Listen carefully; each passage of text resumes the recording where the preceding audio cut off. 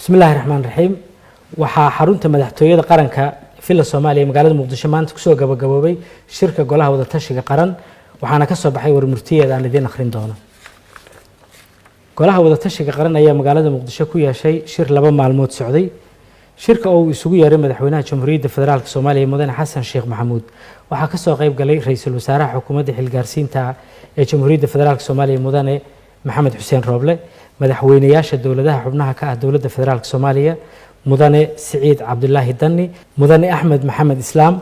مدن عبد العزيز حسن محمد لفتقرين مدن أحمد عبد كارية مدن علي جود لاو حسين يقدميها قبل كبنادر مدن عمر محمود محمد فيلش iyadoo laga anba qaaday halkudhigi madaxweynaha ahaa Soomaaliya heshiis ah ayaa ujeedada ugu weyn ee shirku waxay ahayd sidii loo xoojin lahaa hanaanka wada shaqaynta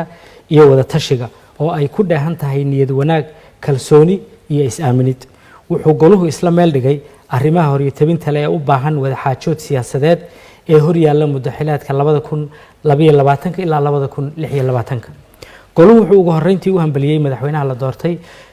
ee Jamhuuriyadda Federaalka Soomaaliya Mudane Xasan Sheekh Maxamuud waxayna alle uga baryeen inuu waajibaadka qaran u fududeeyo goluhu wuxuu sidoo kale bogaadiyay sida dhaqsaha badan ee uu madaxweynuhu isugu yeeray golaha wada tashiga qaran taasoo ay ka muuqato rabitaan siyaasadeed iyo ka go'naansho dhab ah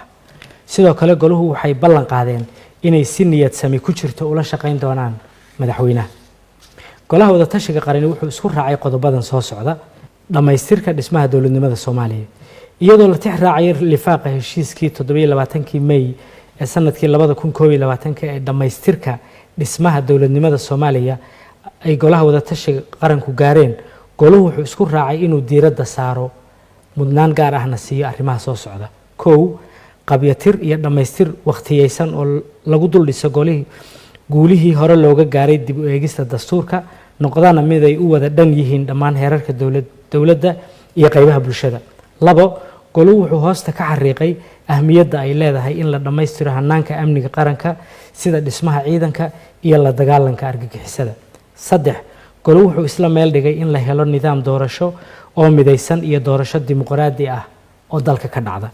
afar goluhu wuxuu si wada jir ah isugu raacay in la xaqiijiyo dib u heshiisiin siyaasadeed iyo mid bulsho oo lagu xalliyo khilaafaadka ragaadiyay dawladnimadeena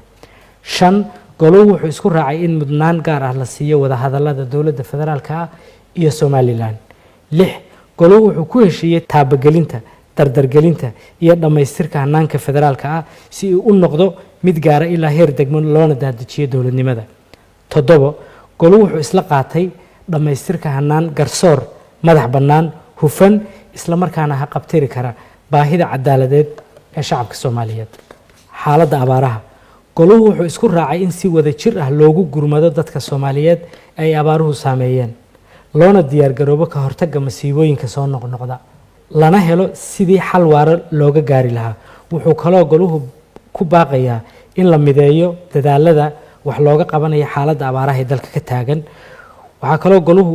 ugu baaqay shacabka Soomaaliyeed iyo saaxiibada caalamka inay kaalin buuxda ka qaataan xaaladda abaaraha ee taagan